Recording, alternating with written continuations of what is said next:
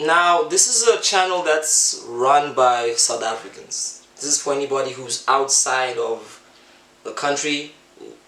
What we do here is beyond South Africa, but at the very same time, we can't help the fact that we emanate from a place where we speak immediately of a lot of South African topics and things. Nonetheless, what I'm getting to is there's one thing that is undeniably South African that I know that if you're watching and you are vaguely alive, you definitely have picked up on. And that is the surge in the movement called Amapiano, which is a South African phenomenon that has rocked the world over the past couple of, 4 years right now, and reached a kind of peak moment during the past 2 years with the help of TikTok videos of people dancing to Amapiano and African Americans really taking to the sound. I haven't seen anything like this since the dawn of Afro beats with an S, and how it gave leverage for Nigerians to really take over the global capital. We wouldn't have had a Techno or a Wizkid or a Davido or a Burna Boy if it wasn't for this beautiful interaction of sound and movement which happens and occasionally gives rise for Africans to decide who they need to be in the face of the global world. Now, I mentioned Afro beats because I think Nigerians did something that South Africans can learn from. They became unambiguously patriotic to the point where if Afro beats was going to spawn any real phenomenon in the States or anywhere in the world, there had to be a Nigerian involved. You had to understand that this is a sound made from Nigeria, and as a result, if you want to appropriate it, even in the kindest way, even if you're influenced by it, you really gotta hit up the first Nigerian you know. Because some things just are truly disingenuous if you don't connect with the cultural capital that they're rooted in. I mean, we're all inspired by things from different parts of the world, but if we're going to try them out, we need to be careful, because that means we're exploring the domains of another culture on our terms, and that means we're going to have to be very, very circumspect about doing that with respect. And I don't think you can do that with respect unless you've done your homework about the culture you're actually trying to take from or in being inspired by. Nevertheless, here we are. Amapiano has rocked, is currently rocking the world, and it's very apt that I'm reviewing a project from an artist who really came on a lot of global people's radar when Drizzy sent him a DM practically confessing that he had a religious experience with his music. Kelvin Momo is one of the most individuated Amapiano artists because the sound of Amapiano is very much catered to the fast-paced nightlife. It's songs that really are about creating an atmosphere that is sonically monotonous enough to create a hypnotic effect and filled with enough lyrical juice to allow the rhythms of that hypnosis to wind over and over again. But Kelvin Momo breaks piano into a different strand. He makes what I would like to call psychedelic piano. He makes piano with a spiritual effect. He makes an Amapiano sound that kind of borders into the realms of the open-ended, sparsely flowing, deep house-esque world, where it isn't all about the bang and the thump and the rattling thunder of a seismic sound. It's more softer. It kind of ushers you into a softness that caresses your back and pulls you into the transcendence rather than push you into it. And it is for that reason that I think Drake was perfectly accurate when he summed up Kelvin's sound as a religious experience. We often think of religion as all church and suits or formalities, but I think at the root of it, what religion tries to do is take you out of your body into the realm where you unify yourself with the rest of the universe. And I'm not kidding. Kelvin Momo really fucking does that. And his latest album is no different. But what I want to talk about first and foremost before I delve into the album is there's an interesting pattern among Amapiano artists to make these incredibly long albums. I mean, these things are long, folks. We have projects that span over 30 songs, 27. I mean, you're not making a real album in the Amapiano world if it doesn't cross, 20 tracks. And I've been trying to scratch my head as to why that is, because we're generally in the space where longer albums are in vogue thanks to Kanye and the fact that curation culture and its shortened EP addiction has created an open space for artists who want to kind of landscape longer dialogues of music into the conversation. And what that does is that if you do a long ass album, most of the songs you are just giving away. And I like that. I like the spirit of the fact that we are in an era where artists don't mind giving the music away for people to discover the key points that they relate to. And I think it's a bit of a good strategy because think about it. If you have a 12-track album and you're sure about 2 singles, but one of those doesn't work out and the album kind of spans itself out, you don't have a lot of room to explore where to go from there. But if you've got fucking 28 songs and you watch the algorithms move, it tells you the story of your project as it unfolds. I think Amapiano artists are the first artists to really understand that don't have a single. Put out a lot of music and watch the music direct your course. Watch the music direct your path. I mean, they're really doing this. They are not trying to make hit songs in any particular avenue. They just generally make shit that they like. They give it out in abundance and they watch what people gravitate to. And I think it's in what people gravitate to that they learn the next avenue that they need to focus on. And this is what I've discovered. I mean, this is a theory. If you don't agree with me, hit me up in the comment section. But I have listened to Kabza, Vibe and just the general piano atmosphere. And notice that it's really this experimental approach. They rely on their audiences to really indicate where the next pulse of the sound could be. And I think artists in general, musically, could learn from that. Because there's a tendency for the artist to claim what is theirs first and to give people the rest latter. But Amapiano artists are different. They're almost self-sacrificial. They don't make the music for the people, but they do rely on the people to tell them what music is worth making. See, that's the difference.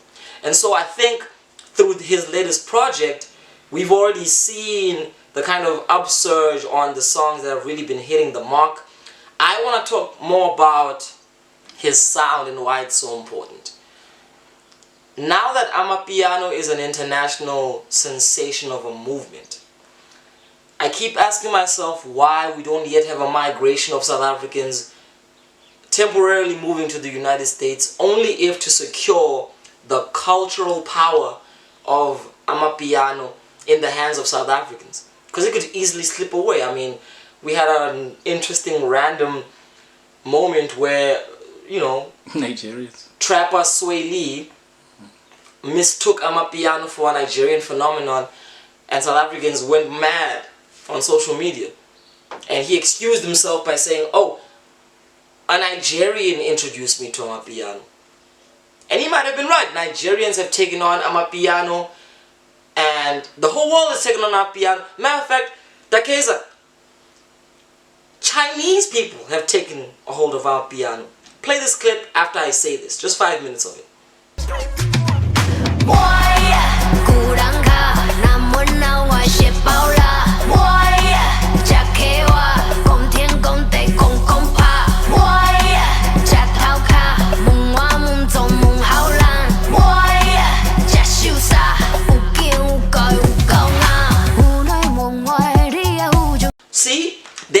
taken over the sound.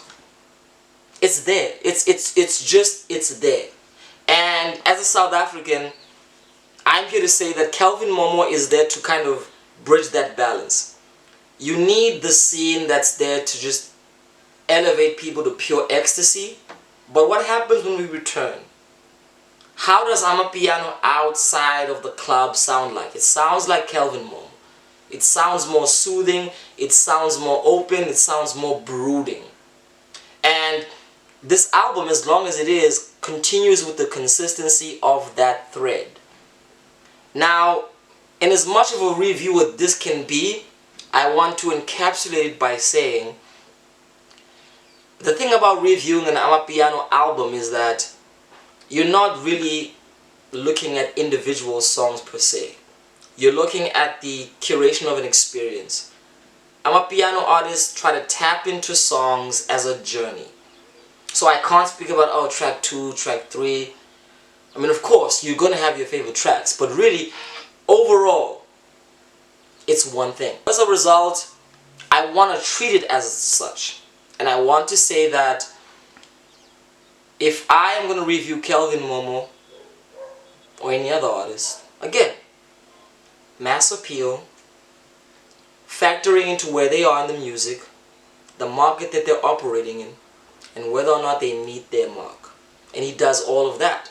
He is busy developing a sound for, again, this psychedelic Amapiano, which taps into people's spiritual realm. So what that does is that it creates a whole opportunity for a place where we can have the kind of music that allows us to dance with ourselves as well and as much as we dance with others. Because we can't just have a culture where we depend on social interaction to feel good. Kelvin Momo was making individuated personal piano, and it's beautiful because you just need something when you're with your phone, plugged in, just in your own vibe. And what I want to say about this project is that it's a move in a direction that's still growing. So if I'm going to rate it anything, it's really not going to depend on the sonic approach. It's going to depend more on commercial impact and such.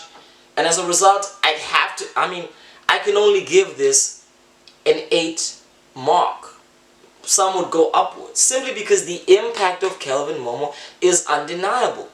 We're in a whole new realm, folks. Some of our hip-hop/rap heads might be looking at me like, you've never gave ratings like these for another artist, simply because the art can't be rated in the same way. A rapper is not trying to do the same thing as an Amapiano producer. They're not using the same device. They're not even using the same sonic scope. They're not even in the same market. So I'm really glad that our last review for 2024 is an Amapiano project, because I want to talk to South 2023, bro. 2023, I'm there already. You're already there. Oh man, I'm there, yes. Like, yeah, I'm too ahead of my time, folks. I need to just go back, dial it back a bit. For 2023 is an Amapiano project, because Amapiano is signaling an era where artists better understand the dynamic of how to engage with the audience. Like I said, these niggas are making long ass albums because they're starting to realize that if the artist can explore themselves and offer the music to the people can help the artist understand how the music communicates. And this is what this project and many other piano projects are doing. And I think this is a learning moment. Amapiano is teaching us, and I think the best thing we can do in this moment is be humble about our own biases and watch carefully at where this trajectory goes. Kelvin Momo is already an icon. Amapiano is already borderline sensational. I want to see more of it. As a South African, I would really love to see somebody like a Jay-Z hop on a piano song because he was playing Amapiano in a party casually. So I just want to say this might be the time where South Africans can be known for more than just apartheid and Mandela. but a moment of creating joy for the world, ecstasy for the world, spiritual revelation for the world in terms of music, especially in a time where a lot of war and conflict is happening.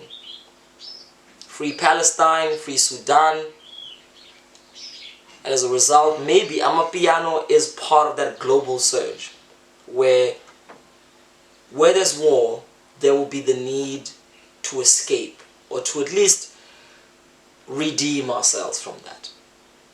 My name is Vijay, the brother from the ancient mother, and if you think Amapiano is just a kiddie sensation, you've got another thing coming.